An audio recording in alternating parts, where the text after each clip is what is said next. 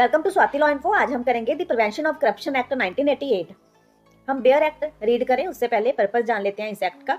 The main purpose of the prevention of corruption act 1988 is to create a comprehensive legal framework to prevent, detect, investigate and punish corruption among public servants and others involved in corrupt practices. Its objectives are as follows. सबसे पहले इसका main objective जो है, main purpose जो है वो है एक कंप्रीहेंसिव लीगल फ्रेमवर्क बनाना जो इन्वेस्टिगेट कर सके, डिटेक्ट कर सके और करप्शन को प्रिवेंट कर सके। ठीक है, सबसे पहला पॉइंटर है consolidate and strengthen anti corruption laws. The act brought together earlier scattered laws on corruption into a single statute making enforcement more effective. सबसे पहले ये बोल रहा है कि पुराने करप्शन लॉज को एक जगह लाना। इस एक्ट का मेन पर्पस था सारे अलग अलग एंटी करप्शन लॉज को कंबाइन करके एक स्ट्रॉन्ग लॉ बनाना। ठीक है, सेकंड है clearly define corruption related offenses. The act identifies such as accepting bribes, taking gratification other than legal remuneration, misuse or abuse of official position, criminal misconduct by public servants. This clarity helps in better investigation and prosecution. Second बोल रहा है कि corruption क्या होता है, clearly define करना। ठीक है, तो ब्राइब लेना, इलीगल फायदा लेना, पावर का गलत यूज करना जैसे ऑफेंसेस को क्लियर तरह से डिस्क्राइब किया गया है इसमें। ठीक है, established strict punishment to deter corruption. It provides for imprisonment, fines and enhanced penalties to discourage corrupt behavior. एक तरह से स्ट्रिक्ट पनिशमेंट इम्पोज करना। इस एक्ट में स्ट्रिक्ट जेल टर्म और फाइन रखे गए हैं ताकि लोग करप्शन से डरें। ठीक है, fourth is ensure accountability of public servants. All levels of public servants from clerk to high ranking officers are liable for corrupt acts committed during their official duties. देखो, पब्लिक सर्वेंट्स को accountable बनाना, नीचे से ऊपर तक हर सरकारी officer को अपनी duty में ईमानदारी रखनी होगी। करप्शन पकड़ा गया तो पनिशमेंट मिलेगी, चाहे वो छोटा मुलाजिम हो चाहे वो बड़ा ऑफिसर हो, सबको। ठीक, empower investigative agencies. The act authorises agencies like CBI and state anti-corruption bureaus to investigate corruption cases with defined powers and procedures. Investigating agency को पावर देना, सीबीआई और स्टेट एंटी करप्शन ब्यूरोज को corruption cases investigate करना का अधिकार दिया गया है इसमें। ठीक है, 6 prevent misuse of public officer for personal gain by criminalizing abuse of position. The act ensure public offices serve public interest. Public office का पर्सनल फायदा के लिए मिस यूज रोकना। कोई भी ऑफिसर अपनी पोजीशन का गलत यूज ना कर सके और अदरवाइज उसको पनिशमेंट मिलेगी, उस पर क्रिमिनल चार्ज लगेगा। ठीक है, bring individuals other than public servants under the law. People who abet, assist और act as middleman in corruption are also punishable. सिर्फ पब्लिक सर्वेंट्स नहीं, दूसरे लोग भी पनिशेबल होंगे इसमें, जो लोग ब्राइब दिलवाते हैं, हेल्प करते हैं या मिडल मैन बनते हैं। ठीक है, वो भी पनिश हो सकते हैं इस एक्ट में। Promote transparency, integrity and public trust through legal safeguards and punitive measures. The act aims to ensure clean governance and restore citizens confidence in the administration. ये बोल रहा है कि गवर्नेंस में ट्रांसपेरेंसी और पब्लिक ट्रस्ट बढ़ाना। Strict law से corruption कम होगा और लोगों का भरोसा सरकार पर भी बढ़ेगा। एडिशनल पॉइंट्स हैं 2018 की अमेंडमेंट के बाद criminalise giving a bribe. Earlier only taking a bribe was a major offence. The amendment makes offering और giving a bribe punishable offence, reducing the supply side of corruption.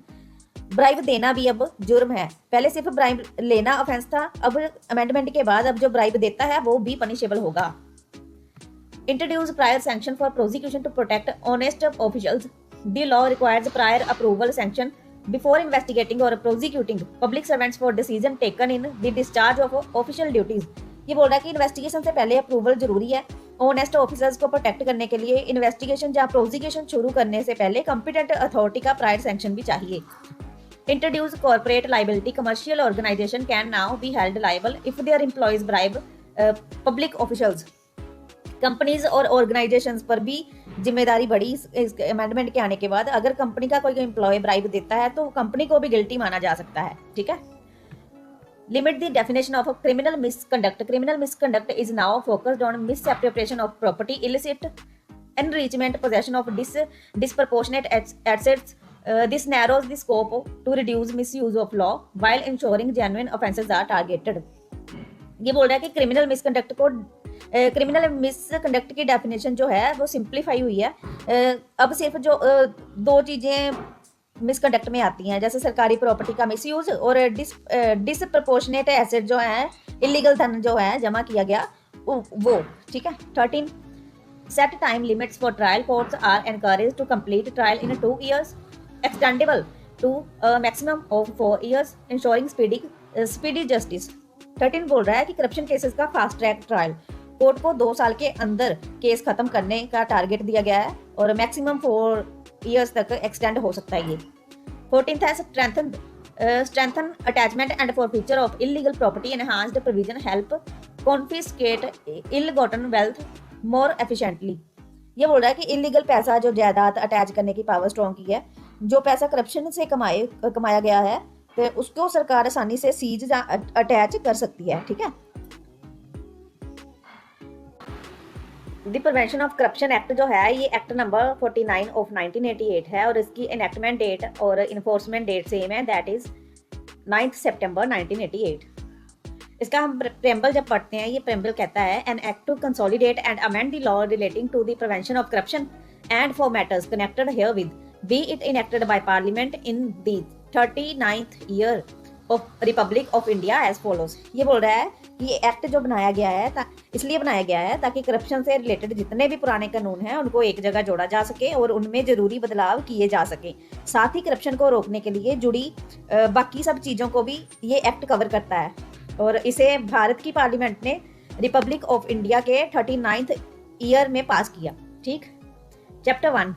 अच्छा, इसमें total chapter जो हैं वो 5 है, total section जो हैं वो 31 है। 31st जो सेक्शन है ना वो रिपील हो चुका है। ठीक है। Chapter 1 section 1। चैप्टर 1 बात करता है प्रिलिमिनरी की, सेक्शन 1 बात करता है short title and extent. This act may be called the prevention of corruption act. It extend to whole of India and it applies also to all citizens of India outside India। ये क्या बोल रहा है?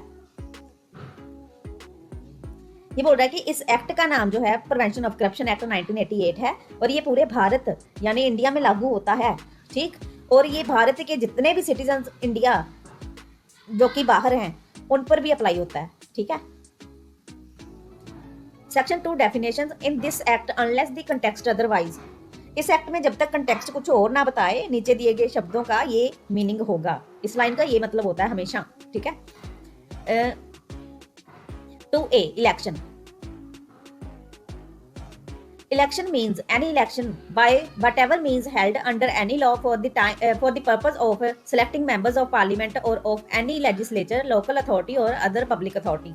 ये बोल रहा है कि इलेक्शन का मतलब कोई भी चुनाव चाहे जिस तरह भी हो, जो पार्लियामेंट, स्टेट लेजिस्लेचर और लोकल बॉडी या किसी पब्लिक अथॉरिटी के मेंबर्स को चूज करने के लिए होता है, उसको इलेक्शन कहते हैं। ठीक है। 2AA prescribed means prescribed by rules made under this act and the expression prescribe shall be construed accordingly। ये बोल रहा है कि प्रिस्क्राइब्ड का मतलब है रूल्स में जो लिखा हो और प्रिस्क्राइब का मतलब है जो भी रूल्स के हिसाब से तय करना। ठीक है। 2B public duty. Public duty means the duty in the discharge of which the state the public or the community at large has an interest. ये बोल रहा है कि पब्लिक ड्यूटी का मतलब है ऐसी ड्यूटी जिसमें पब्लिक या पूरी कम्युनिटी का इंटरेस्ट हो। Explanation. In this clause, state includes a corporation established by under a central provincial or state act or an authority or body owned or controlled or aided by government or government company as defined in section 617 of the Companies Act 1956। ये बोल रहा है कि यहाँ state का मतलब सिर्फ सरकार नहीं है बल्कि गवर्नमेंट के द्वारा बनाई गई कॉर्पोरेशंस, गवर्नमेंट के कंट्रोल या एड में चलने वाली बॉडीज और गवर्नमेंट कंपनीज जो कि कंपनीज एक्ट 1956 के सेक्शन 617 के हिसाब से। ठीक है। उनको भी क्या माना जाएगा, मतलब वो स्टेट माना जाएगा। 2C public servant. Public servant means any person in the service or pay of the government or remunerated by the government by fees or commission for the performance of any public duty। सबसे पहले क्या बोल रहा है, देखो public servant क्या होता है, उन सभी पर मतलब बोला जाता है जो नीचे दिए गए ये सारे जो अब हम क्लॉज पढ़ेंगे ना उनमें जो भी हैं वो सारे पब्लिक सर्वेंट्स माने जाएंगे। ठीक है, फर्स्ट क्या बोल रहा है, ये बोल रहा है जो सरकार की सर्विस में है या सरकार से सैलरी ले रहा है या फीस ले रहा है या कमीशन लेकर पब्लिक ड्यूटी करता है वो पब्लिक सर्वेंट माना जाएगा। क्लोज 2 बोल रहा है any person in the service और पे ऑफ लोकल अथॉरिटी। 2 बोल रहा है जो किसी लोकल अथॉरिटी की सर्विस में है उसको भी माना जाएगा। अगर 3 क्लोज बोल रहा है any person in the service और pay of corporation established by और अंडर सेंट्रल प्रोविंशियल और स्टेट एक्ट और एन अथॉरिटी और बॉडी ओन्ड और कंट्रोल्ड और एडेड बाय गवर्नमेंट और government company as defined in section 617 of companies act 1956। Third clause क्या बोल रहा है, जो किसी सेंट्रल स्टेट एक्ट से बनी कॉर्पोरेशन या government controlled owned aided body हो या गवर्नमेंट कंपनी में काम करता हो उसको पब्लिक सर्वेंट कहा जाता है। ठीक है, फोर्थ बोल रहा है एनी जज including any person empowered by law to discharge whether by himself or as member of any body of persons any adjudicatory functions.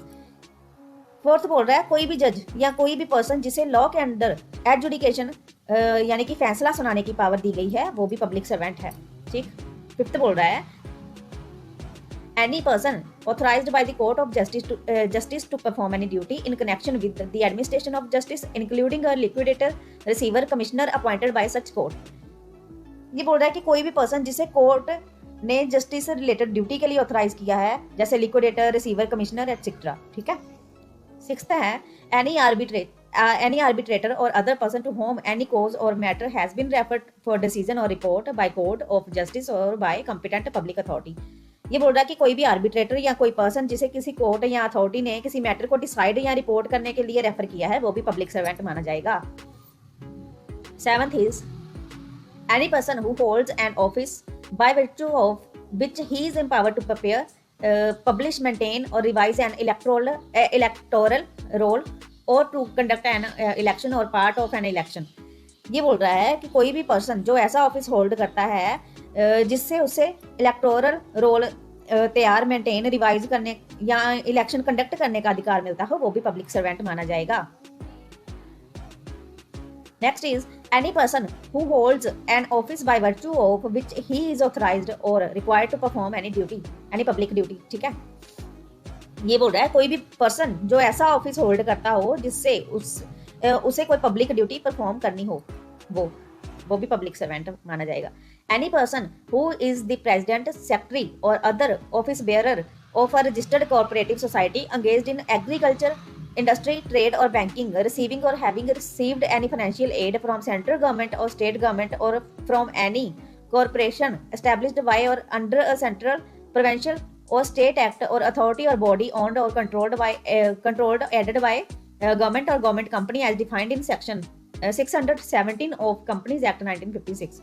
ये क्या बोल रहा है, कोई प्रेसिडेंट, कोई सेक्रेटरी या कोई office bearer of registered cooperative society जो एग्रीकल्चर, इंडस्ट्री या ट्रेड या बैंकिंग में काम करती हो और सरकार से फाइनेंशियल एड ले चुकी हो या लेती हो तो वो भी पब्लिक सर्वेंट में आएगी। ठीक है, next any person who is chairman, member, employee of any service commission or board by whatever name called or member of any selection committee appointed by such commission or board for the conduct of any examination for making any selection on behalf of such commission or board। ये बोल रहा है कोई chairman, member या employee of service commission जैसे UPSC और PSC होते हैं तो या सिलेक्शन कमेटी का कोई मेंबर जो एग्जाम कंडक्ट करता हो या सिलेक्शन करता हो वो भी पब्लिक सर्वेंट माना जाएगा। Any person who is vice chancellor, any person who is vice chancellor, member of any governing body, professor, reader, lecturer or any other teacher or employee by whatever designation called of any university and any person whose service have been availed of by a university or any other public authority in connection with holding or conducting examinations। ये बोल रहा है कि कोई भी vice chancellor, governing body का member, professor हो, lecturer हो, टीचर हो या कोई भी एम्प्लॉय ऑफ यूनिवर्सिटी या फिर कोई पर्सन जिसे यूनिवर्सिटी ने एग्जाम कंडक्ट करने के लिए हेल्प के लिए लिया हो वो भी पब्लिक सर्वेंट माना जाएगा। Any person who is an office bearer or an employee of an educational, scientific, social, cultural or other institution in whatever manner established, receiving or having received any financial assistance from the central government or any state government or local or other public authority। ये बोल रहा है कि कोई भी office bearer या employee of any an educational, scientific और social cultural institution जिसे सेंट्रल या फिर स्टेट गवर्नमेंट या लोकल अथॉरिटी से फाइनेंशियल असिस्टेंस मिलती हो, वो भी पब्लिक सर्वेंट आएगा, वो भी पब्लिक सर्वेंट माना जाएगा। ठीक है। 2D undue advantage means any gratification whatever other than a legal remuneration। Undue advantage का मतलब कोई भी ग्रेटिफिकेशन जो लीगल रेमनरेशन नहीं होती। ठीक है। Explanation for the purpose of this clause a बोल रहा है the word gratification is not limited to pecuniary gratification or to gratification estimable in money. ये बोल रहा है कि ग्रेटिफिकेशन सिर्फ पैसे या पैसों के वैल्यू वाली चीजों तक लिमिटेड नहीं होगी, कोई भी फेवर, बेनिफिट, गिफ्ट, एडवांटेज भी हो सकती है। ठीक है। B The expression legal remuneration is not restricted to remuneration paid to public servant but includes all remuneration which he is permitted by the government or the organization which he serves to receive। ये बोल रहा है कि legal remuneration सिर्फ public servant की salary तक नहीं होगी, इसमें वो चीजें भी आती हैं जो गवर्नमेंट या जैसे जिसमें वो काम करता है उसके रूल्स के हिसाब से अलाउड है, वो सारी चीजें लीगल रेमुनरेशन में आएंगी। Explanation 1 person falling under any of the above sub clauses are public servants whether appointed by the government or not। Explanation 1 बोल रही है अगर कोई भी पर्सन ऊपर दिए गए किसी भी सब क्लोज 1 to 12 तक जितने हमने पढ़े हैं उसमें फॉल करता है तो वो पब्लिक सर्वेंट होगा, चाहे उसे गवर्नमेंट ने अपॉइंट किया हो चाहे ना किया हो। Explanation 2 whatever the word public servant occur they shall be understood of every person who is in actual possession of the situation of public servant whatever legal defect there may be in his right to hold that situation। ये बोल रहा है कि जहां जगह public servant शब्द use हुआ है उसका मतलब है हर पर्सन जो एक्चुअली पब्लिक सर्वेंट की पोजीशन होल्ड करता है, चाहे उस पोजीशन को लीगली होल्ड करने में कोई डिफेक्ट हो या कोई इशू हो। ठीक है।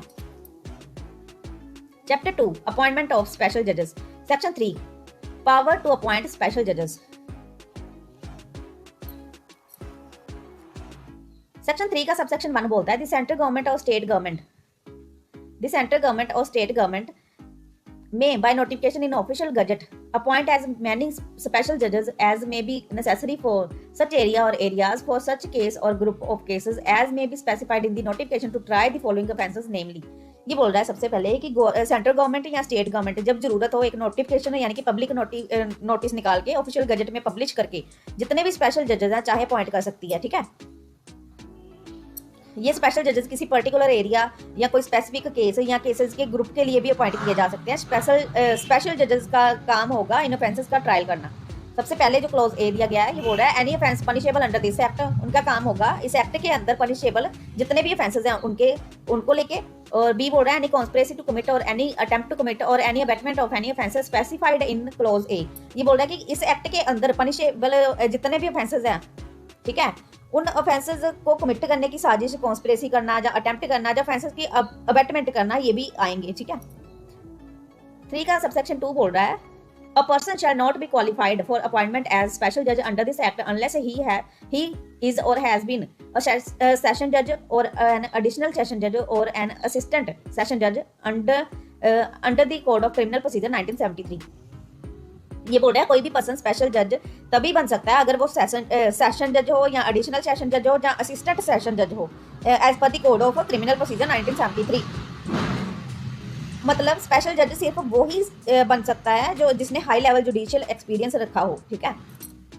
ये इंपॉर्टेंट है, सेक्शन 3 जो है उसको इंपॉर्टेंट मान के चलिए आप। ठीक है। Section 4 cases tribal by special जजेस।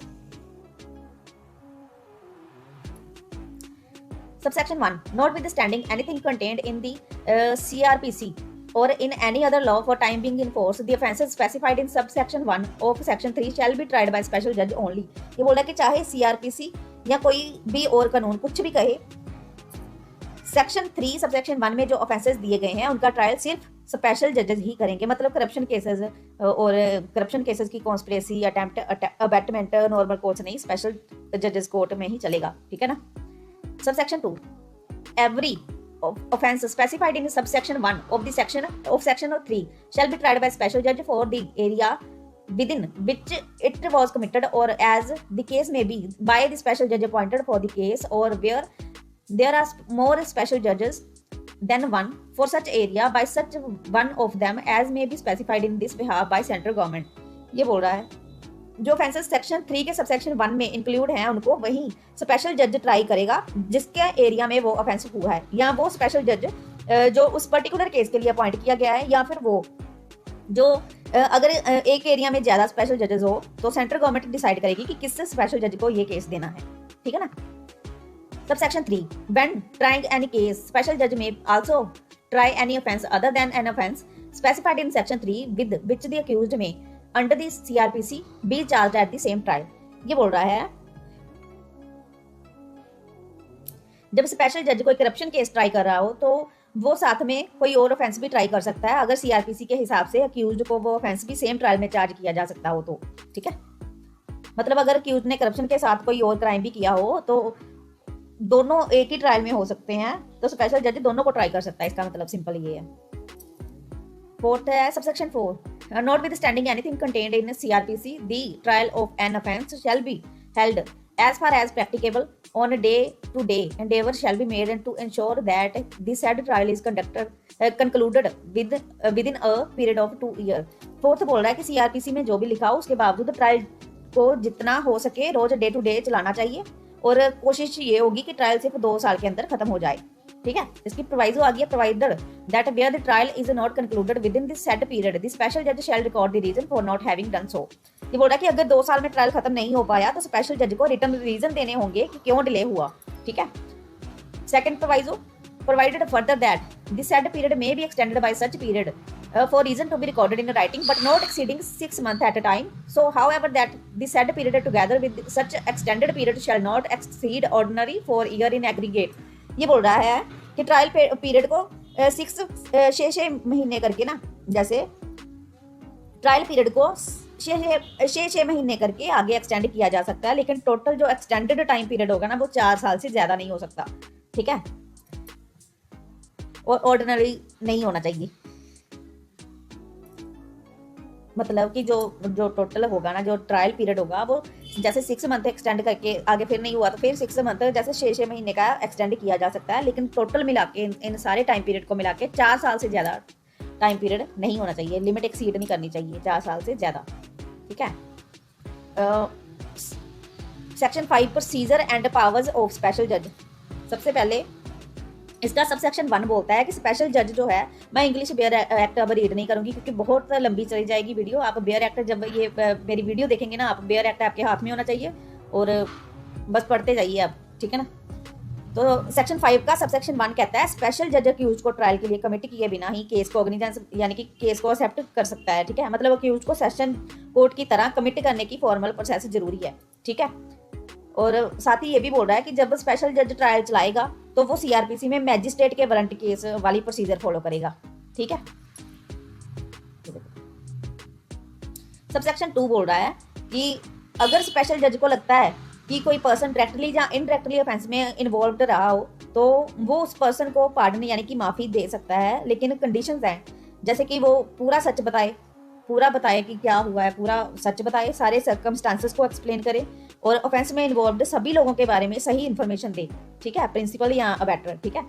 तो जो पार्डन स्पेशल जज देता है वो सीआरपीसी के सेक्शन 308 वाला, ठीक है, 308 में जो सब सेक्शन 1 से लेके 5 तक के पर्पज से माना जाएगा और वो सेक्शन 307 सीआरपीसी के अंडर ही दिया गया हो, ठीक। सब सेक्शन 3 बोल रहा है कि जो प्रोसीजर सेक्शन 1 और 2 में दिया गया है उसके अलावा सीआरपीसी की सारी प्रोविजंस जो इस एक्ट से कन्फ्लिक्ट नहीं करती स्पेशल जज के प्रोसीडिंग पर अप्लाई होंगी। इसके लिए स्पेशल जज की कोर्ट को कोर्ट ऑफ सेशन माना जाएगा और जो प्रोसिक्यूशन स्पेशल जज के सामने कंडक्ट करेगा उसे पब्लिक प्रोसिक्यूटर माना जाएगा, ठीक है। Subsection 4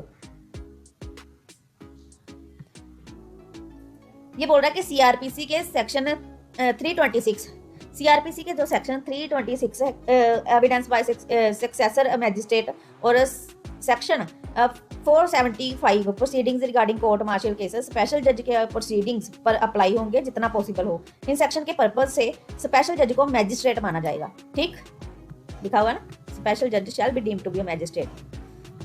subsection 5 A special judge may pass upon any person convicted by him any sentence authorized by law for the punishment of the offence of which such person is convicted. ये बोल रहा है special जज किसी भी convicted person को वही सजा दे सकता है जो लॉ में उस ऑफेंस के लिए अलाउड हो, और जितनी पनिशमेंट किसी कोर्ट को देना उसका अधिकार होता है उतनी, मतलब अपनी लिमिट एक्सीड नहीं कर सकता। और स्पेशल जज को फुल सेंटेंसिंग पावर है, ठीक है ना। सबसेक्शन 6 स्पेशल जज, ये बोल रहा है कि जब स्पेशल जज इस एक्ट के ऑफेंसेस का ट्रायल करता है तो वो CrPC criminal law amendment ordinance 1944 के हिसाब से डिस्ट्रिक्ट जज वाली सारी पावर्स यूज करेगा, ठीक है, सारी पावर्स यूज कर सकता है। इसमें मेनली इलीगल प्रॉपर्टी अटैच करना, फ्रीजिंग ऑफ एसेट्स, ऐसी पावर्स हैं, ठीक है ना। Section 6 power to try समरली।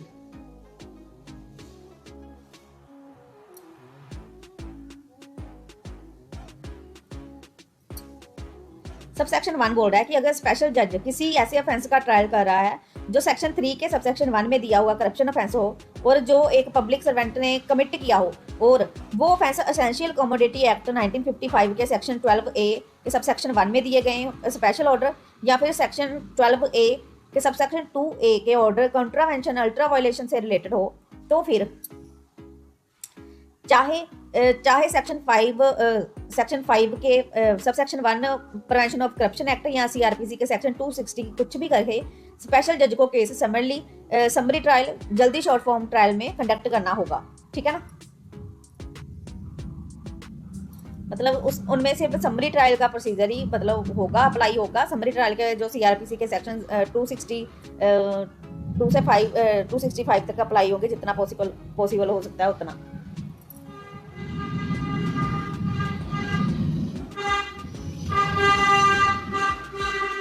Provider that first proviso कह रही है अगर केस समरी ट्रायल में डिसाइड होता है तो स्पेशल जज मैक्सिमम 1 साल की जेल की पनिशमेंट दे सकता है, ठीक है। प्रोवाइजो सेकंड कह रही है, देखो सेकंड प्रोवाइजो क्या बोल रही है। सेकंड प्रोवाइजो बोल रही है कि अगर स्पेशल जज को लगता है कि केस में 1 साल से ज्यादा पनिशमेंट देनी पड़ सकती है या समरी ट्रायल इस केस के लिए सूटेबल नहीं है, ठीक है, तो वो फिर दोनों पार्टीज की सुनेगा और एक रिटन ऑर्डर पास करेगा कि ये केस जो है समरी ट्रायल के लिए ठीक नहीं है, और फिर वो विटनेसेस पहले एग्जामिन हो चुके हैं उन्हें रिकॉल कर सकता है और केस को नॉर्मल वारंट ट्रायल मतलब कि मैजिस्ट्रेट प्रोसीजर के हिसाब से भी ट्राई कर सकता है। सबसेक्शन 2 देखो, चाहे सबसेक्शन 2 क्या कहता है कि चाहे प्रिवेंशन ऑफ करप्शन एक्ट या फिर सीआरपीसी में कुछ भी कहा हो, notwithstanding anything to the contrary contained in this act, ठीक लिखा है, चाहे पीसीए एक्ट या फिर सीआरपीसी में कुछ भी लिखा हो, अगर समरी ट्रायल में स्पेशल जज सिर्फ 1 महीने तक की जेल या 2000 से ज्यादा नहीं फाइन देता तो कन्विक्टेड पर्सन अपील नहीं कर सकता है, ठीक है ना। लेकिन अगर स्पेशल जज 1 महीने से ज्यादा जेल या फिर 2000 से ज्यादा फाइन देता है तो अपील अलाउड होगी फिर, ठीक है। ये रूल तब भी अप्लाई होता है जब चाहे स्पेशल जज ने सीआरपीसी सेक्शन 452 के अंदर कोई एक्स्ट्रा ऑर्डर पास किया हो या ना किया हो, ठीक है। Chapter 3 offences and penalties. Section 7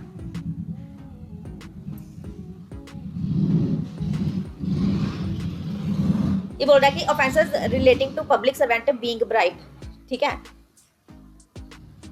सबसे पहले बोल रहा है एनी पब्लिक सर्वेंट हो, अगर कोई पब्लिक सर्वेंट ए बोल रहा है किसी पर्सन से अनड्यू एडवांटेज जैसे ब्राइब लेता है या लेने की कोशिश करता है इस इंटेंशन से कि वो अपनी पब्लिक ड्यूटी गलत तरीके से या ईमानदारी के बिना करेगा, ठीक है, या फिर वो ड्यूटी नहीं करेगा, चाहे काम वो खुद करे और दूसरा पब्लिक सर्वेंट करे, दोनों सूरतों में। और बी बोल रहा है किसी पर्सन से अनड्यू एडवांटेज रिवार्ड के रूप में लेता है अगर वो, या लेने की कोशिश करता है इसलिए कि उसने पब्लिक ड्यूटी गलत या डिसऑनेस्ट तरीके से की हो या फिर वो ड्यूटी ना की हो, चाहे काम वो खुद करे या किसी दूसरे पब्लिक सर्वेंट से करवाए, तब। सी बोल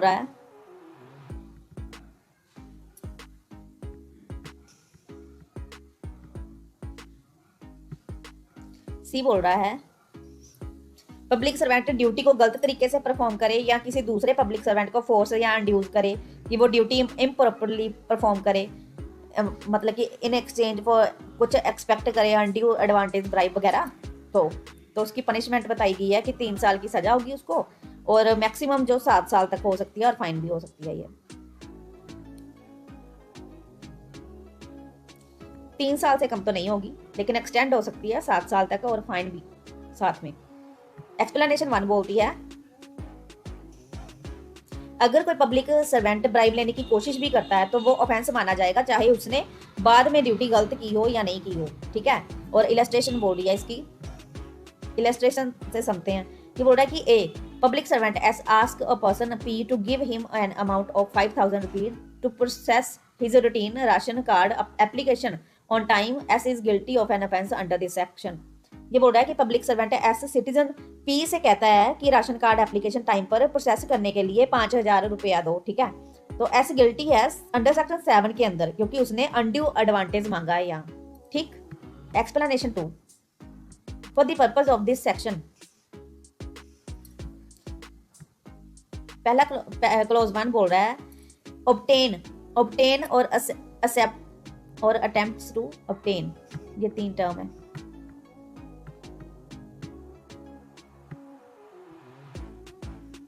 एक्सप्रेशन ऑब्टेन, एक्सेप्ट्स और अटेम्प्ट्स टू ऑब्टेन, ये बोल रहा है कि ऑब्टेन, एक्सेप्ट्स और अटेम्प्ट टू ऑब्टेन का मतलब ये भी होता है कि कोई पब्लिक सर्वेंट जो है अपनी ऑफिशियल पोजीशन का मिस यूज करके या दूसरे पब्लिक सर्वेंट पर पर्सनल इन्फ्लुएंस यूज करके या किसी भी करप्ट इलीगल तरीके से खुद के लिए या किसी और के लिए अनड्यू एडवांटेज लेता है या लेने की कोशिश करता है। तो ठीक है, क्लोज 2 बोल रहा है इट शैल बी इमटेरियल, ये बोल रहा है कि फिर वो मैटर नहीं करता कि ब्राइब उसने डायरेक्टली ली गई है या फिर किसी थर्ड पार्टी के थ्रू ली है। ठीक है, दोनों केसेस में पब्लिक सर्वेंट जो है ना वो गिल्टी माना जाएगा। सेक्शन 7A ये बोल रहा है taking undue advantage to influence public servant by corrupt और इलीगल मींस और by exercise of personal influence. देखो, ये बोल रहा है कि ये सेक्शन उन लोगों के लिए है जो पब्लिक सर्वेंट नहीं होते। ठीक है, ये बोल रहा है पर ब्राइब लेते हैं। सेक्शन 7A जो है ये सेक्शन उन लोगों के लिए है जो पब्लिक सर्वेंट नहीं होते पर ब्राइब लेते हैं या लेने की कोशिश करते हैं पब्लिक सर्वेंट को इन्फ्लुएंस करने के लिए। ठीक है ना, देखो whoever accepts, obtains और attempt to obtain, ये बोल रहा है कि अगर कोई पर्सन अपने लिए या किसी और के लिए, ठीक है, अनड्यू एडवांटेज एक्सेप्ट करता है या ऑब्टेन करता है या ऑब्टेन करने की कोशिश करता है इस मोटिव से कि पब्लिक सर्वेंट को इम्प्रॉपर डिसऑनेस्ट तरीके से पब्लिक ड्यूटी परफॉर्म करवा सके या फिर ड्यूटी ना करवा सके। ठीक है, ड्यूटी जो पब्लिक सर्वेंट ऑलरेडी ड्यूटी कर रहा है वो उसको ड्यूटी ना करने के लिए इन्फ्लुएंस कर सके, या फिर ये influence corrupt means, illegal means या पर्सनल इन्फ्लुएंस से की गई हो, तो उसकी पनिशमेंट है not less than 3 year but extend to 7 year shall also be liable to fine. ठीक, section 8 offence relating to bribing of a public servant. Section 8 का सबसेक्शन 1 बात कर रहा है any person who gives or promises to give an undue advantage to another person और persons with intention. ये बोल रहा है कि अगर कोई पर्सन किसी पब्लिक सर्वेंट को ब्राइब देता है या ब्राइब देने का प्रॉमिस करता है इस इंटेंशन से to induce a public servant to perform in improperly a public duty, कि वो पब्लिक सर्वेंट जो है पब्लिक ड्यूटी को गलत तरीके से परफॉर्म करे, या to reward such public servant for the improper performance of public duty, कि उस पब्लिक सर्वेंट को रिवार्ड दिया जाए क्योंकि उसने ड्यूटी इम्प्रॉपर तरीके से परफॉर्म की है, shall be punishable with imprisonment for a term which may extend to 7 years or with fine or with both। तो वो जो गिल्टी पर्सन होगा उसकी पनिशमेंट होगी मैक्सिमम 7 साल की जेल या फाइन या दोनों। ठीक, फर्स्ट प्रोविजो कहती है provided that the provision of this section shall not apply where a person is compelled to give such undue advantage. ये बोल रहा है कि अगर कोई इंसान मजबूरी से ब्राइब देता है तो सेक्शन 8 अप्लाई नहीं होगा। ठीक, सेकंड प्रोविजो बोल रही है provided further that the person so compelled shall report the matter to the law enforcement authority or investigating agency within the period of 7 days from the date of giving such undue advantage. ये second proviso बोल रही है जो इंसान मजबूरी से bribe देता है उससे 7 दिन के अंदर मैटर लॉ इन्फोर्समेंट अथॉरिटी को रिपोर्ट करना होगा। ठीक, थर्ड प्रोविजो बोल रही है provided also that when the offence under this section has been committed by commercial organization such commercial organization shall be punishable with the fine। ये बोल रहा है थर्ड प्रोवाइजो बोल रही है अगर ब्राइब देने का ऑफेंस कमर्शियल ऑर्गेनाइजेशन ने किया हो तो कमर्शियल ऑर्गेनाइजेशन को फाइन से पनिश किया जाएगा। इलस्ट्रेशन बोल रही है a person P gives a public servant S an amount of 10,000 rupees to ensure that he is granted a license over all the other bidders. P is guilty of offence under this subsection. ये बोल रहा है person जो P है public servant S को 10,000 देता है ताकि S उसे लाइसेंस दे दे और दूसरे बिडर्स को साइड कर दे, ठीक है। तो इस इलस्ट्रेशन के अकॉर्डिंग P जो है गिल्टी होगा सेक्शन 8 के अंदर। Explanation it shall be immaterial, ये बोल रहा है कि ये मैटर नहीं करता कि ब्राइब जिस पर्सन को दी जा रही है वो सेम पब्लिक सर्वेंट है या कोई दूसरा, ठीक। और ये भी मैटर नहीं करता कि ब्राइब डायरेक्टली दी जा रही है या थर्ड पार्टी के थ्रू दी जा रही है, दोनों ही केस में जो ऑफेंस होगा ना वो बनेगा और दोनों को किया जाएगा पनिश।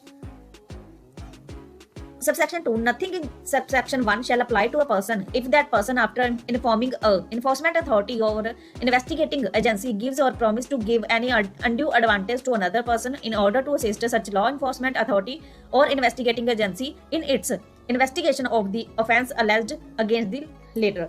ये बोल रहा है कि अगर कोई पर्सन लॉ इन्फोर्समेंट एजेंसी को पहले बता देता है और उनकी इन्वेस्टिगेशन में हेल्प करने के लिए ब्राइब देने या प्रॉमिस करने का ड्रामा करता है तो उस पर सेक्शन 8 अप्लाई नहीं होगा, ठीक है। Section 9, offence relating to bribing a public servant by a commercial organisation, company firm की तरफ से ब्राइब देना, ठीक है। सबसेक्शन 1 कहता है अगर कोई पर्सन जो कमर्शियल ऑर्गेनाइजेशन से एसोसिएटेड है पब्लिक सर्वेंट को अनड्यू एडवांटेज ब्राइब देता है या देने का प्रॉमिस करता है इस इंटेंशन के साथ कि बिजनेस हासिल करने के लिए या फिर बिजनेस में कोई एडवांटेज फायदा लेने के लिए, तो कमर्शियल ऑर्गेनाइजेशन गिल्टी होगी और फाइन से पनिश होगी, ठीक है। प्रोवाइजो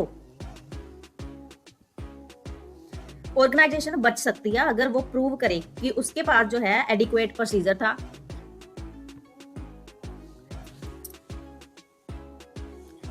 एडिक्वेट प्रोसीजर था किसके लिए,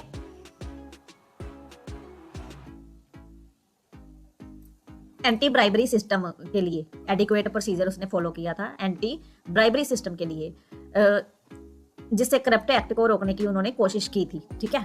सबसेक्शन 2, अगर कोई पर्सन सेक्शन 8 का ऑफेंस कमिट करता है तो ब्राइब दिया या प्रॉमिस किया पब्लिक सर्वेंट को तो सेक्शन 9 के पर्पस से माना जाएगा कि उसने अनड्यू एडवांटेज दिया, चाहे उस पर सेक्शन 8 का केस चलाया गया हो चाहे नहीं चलाया गया हो। Subsection 3, for the purpose of section 8 and this section commercial organisation का मतलब क्या है, कहते हैं कमर्शियल ऑर्गेनाइजेशन जो है ना उसमें इंक्लूड होंगे क्या क्या। सबसे पहले बोल रहे हैं कि इंडिया में इनकॉर्पोरेटेड कंपनी को बिजनेस करती हो इंडिया या बाहर, ठीक है। सेकंड है इंडिया के बाहर इनकॉर्पोरेटेड कंपनी जो इंडिया में बिजनेस करती हो वो। थर्ड है इंडिया में कोई पार्टनरशिप फर्म या एसोसिएशन ऑफ पर्सन जो बिजनेस करती हो वो। और फोर्थ है इंडिया के बाहर की पार्टनरशिप या एसोसिएशन जो इंडिया में बिजनेस करती हो वो। चारों इंक्लूड होंगे, ठीक है। बी, बिजनेस में क्या क्या इंक्लूड है, कहते हैं ट्रेड, प्रोफेशन और सर्विस प्रोवाइड करना, तीनों ही इंक्लूड है।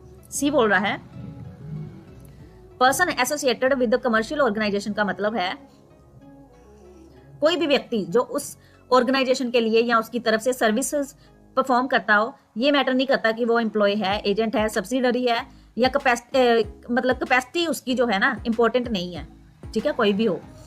एक्सप्लेनेशन 1 बोल रही है ये डिसाइड करने के लिए कि कोई इंसान जो ऑर्गेनाइजेशन के लिए सर्विस करता है या नहीं करता, सिर्फ उसके रिलेशनशिप का लेवल देखना जरूरी नहीं है, ठीक है। सारे सर्कमस्टांसेस को कंसीडर किया जाएगा।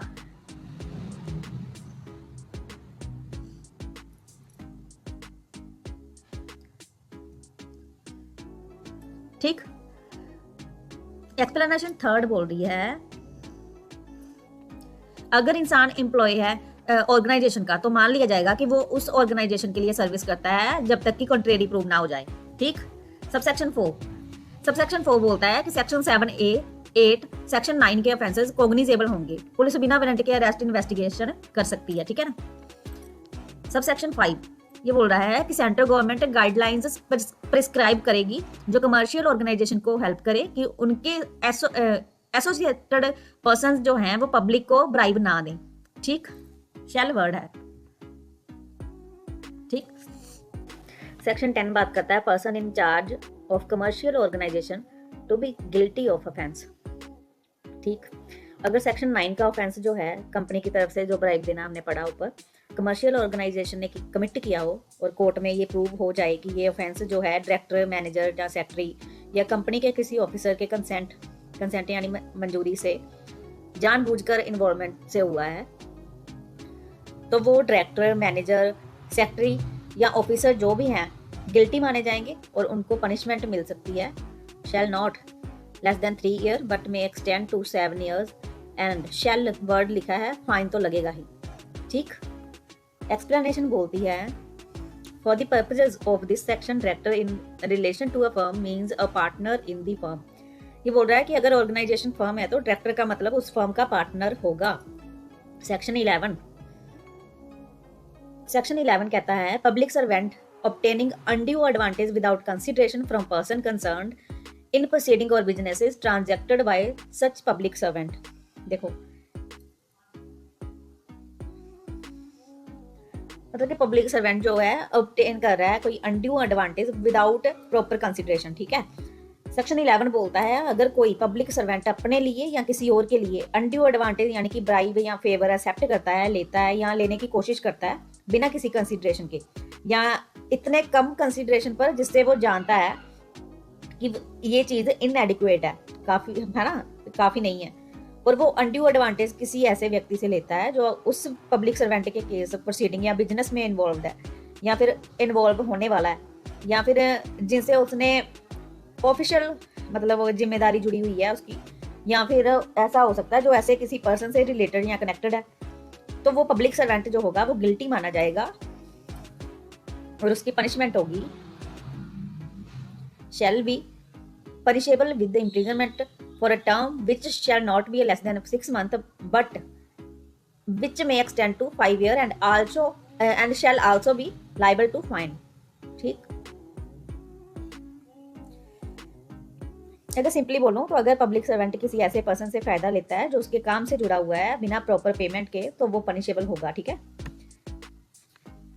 Section 12 punishment for abetment of offence. ये बोल रहा है whoever abets any offense punishable under this act whether or not that offense is committed in consequences of that abatement shall be punishable with imprisonment for a term shall not less than 3 years but may extend to 7 years। ठीक, and shall word है। ठीक है, fine तो लगेगा ही भाई, shall also be liable to fine। ठीक, simply अगर मैं बोलूं तो अगर कोई इंसान जो सेक्शन 12 है वो पनिशमेंट बता रहा है किन ऑफेंसेस की, अबेटमेंट ऑफ ऑफेंसेस की। ठीक है, अगर कोई इंसान इस एक्ट के किसी भी ऑफेंस को अबेट करता है, अबेट मतलब होता है उसकी हेल्प करता है, उसको उकसाता है या प्लान करता है, ठीक है, दोनों मिलकर प्लान करते हैं, तो वो अबेट होता है, अबेटमेंट होता है। ठीक है, अगर कोई मतलब इस एक्ट के किसी भी ऑफेंस को अबेट करता है तो वो पनिशेबल होगा, चाहे वो ऑफेंस एक्चुअल में कमिट हुआ हो या ना हुआ हो।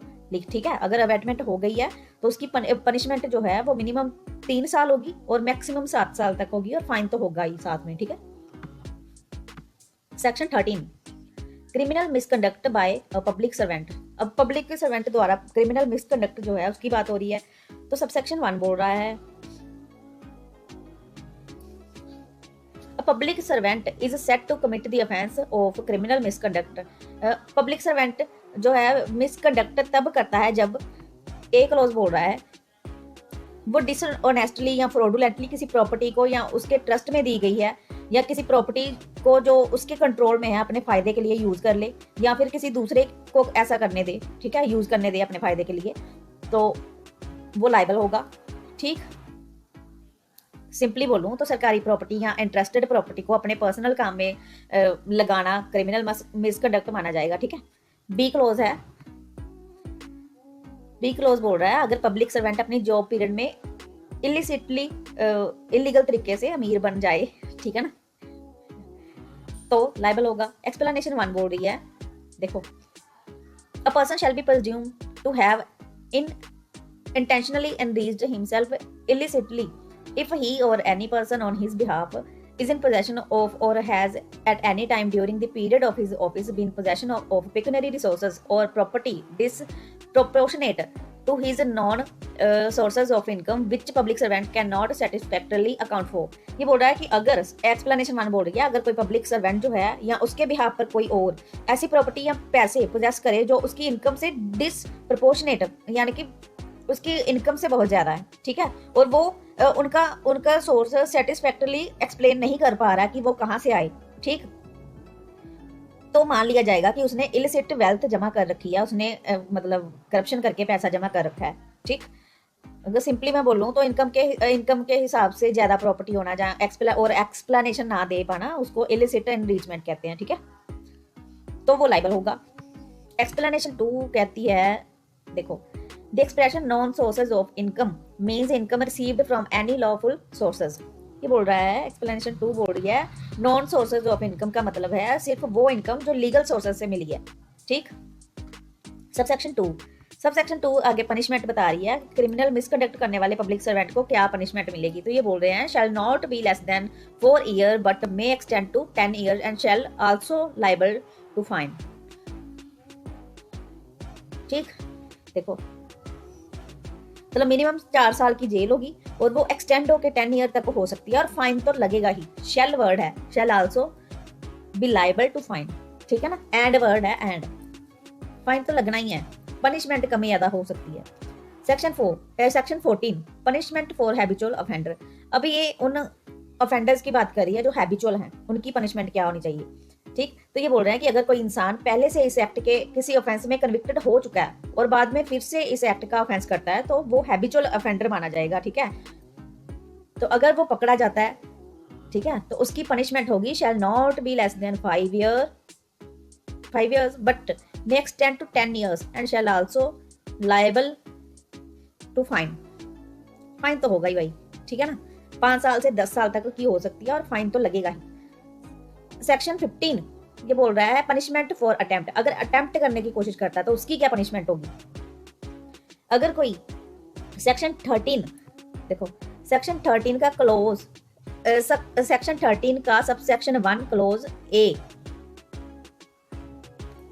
वाले ऑफेंस, यानी कि सरकारी प्रॉपर्टी का डिसऑनेस्ट यूज, ठीक है, वो अटेम्प्ट करे, चाहे ऑफेंस कंप्लीट हुआ हो चाहे ना हुआ हो, तो उसकी पनिशमेंट, उसको पनिशेबल किया जाएगा, जो 2 साल से कम तो नहीं होगा, ठीक है, लेकिन एक्सटेंड हो सकता है 5 साल तक, और फाइन तो लगेगा ही। एंड वर्ड है, एंड और वर्ड नहीं है, ठीक है, फाइन तो लगेगा ही। Section 60 matter to be taken into consideration for fixing fine. ये बोल रहा है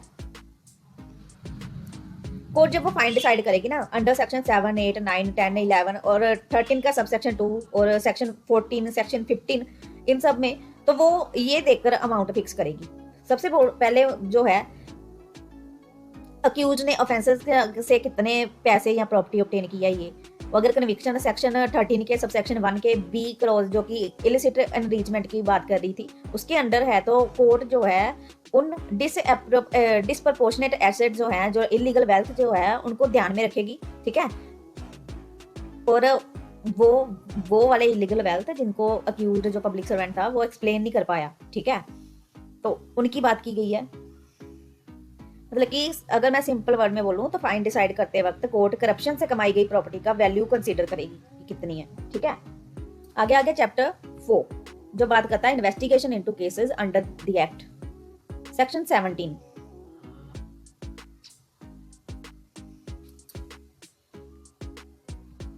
पर्सन ऑथराइज्ड टू इन्वेस्टिगेट, ठीक है।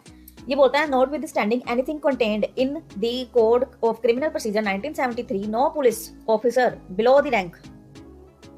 ये बोल रहा है कि सीआरपीसी में जो भी लिखा हो उसके बावजूद इस एक्ट के ऑफेंसेस को इन्वेस्टिगेट कौन करेगा, ये मिनिमम रैंक फिक्स है, ठीक है, फिक्स्ड है ऑलरेडी।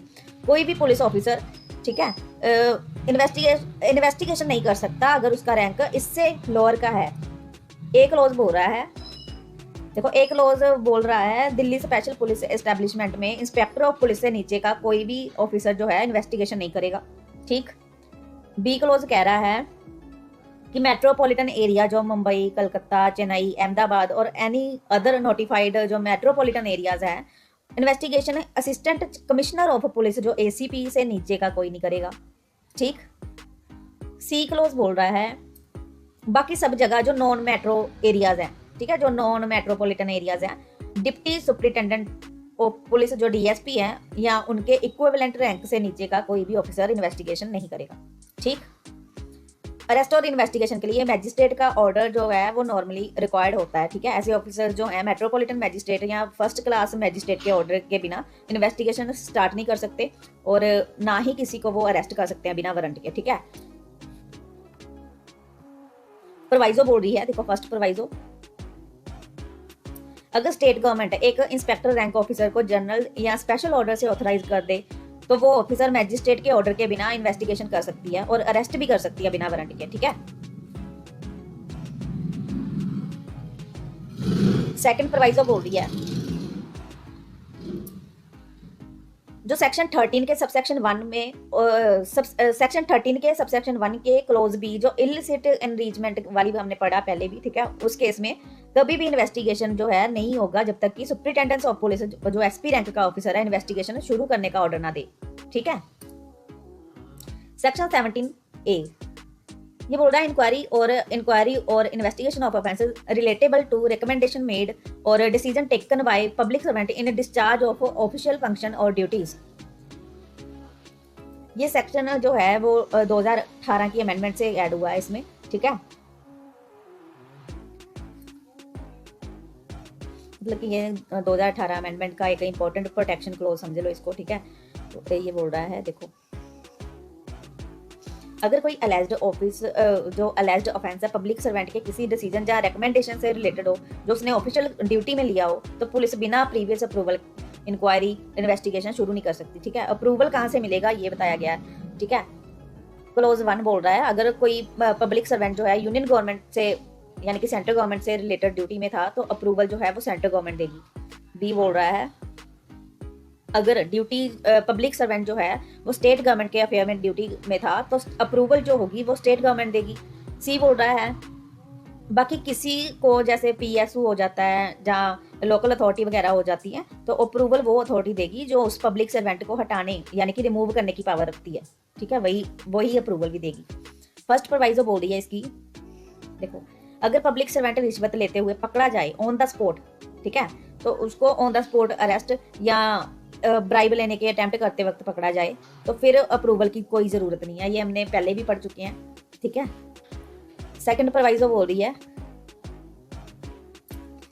कि कंसर्न्ड अथॉरिटी को अप्रूवल मतलब देने का टाइम लिमिट जो इसमें बताया गया वो 3 मंथ्स का बताया गया।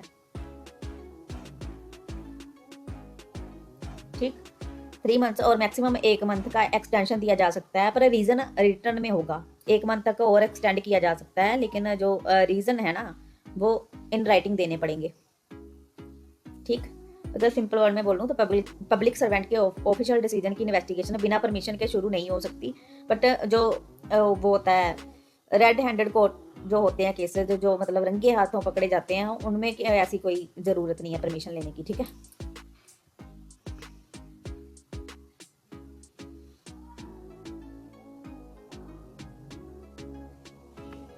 ये स्टेट अमेंडमेंट है।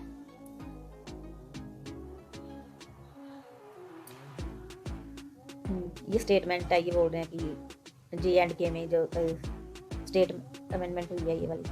ठीक है, the section 17B establishment of anti corruption bureau for the union territory of Jammu and Kashmir. ठीक है, ये स्टेट अमेंडमेंट है, अगर कहते हो तो पढ़ देते हैं लेकिन ये J&K के लिए है।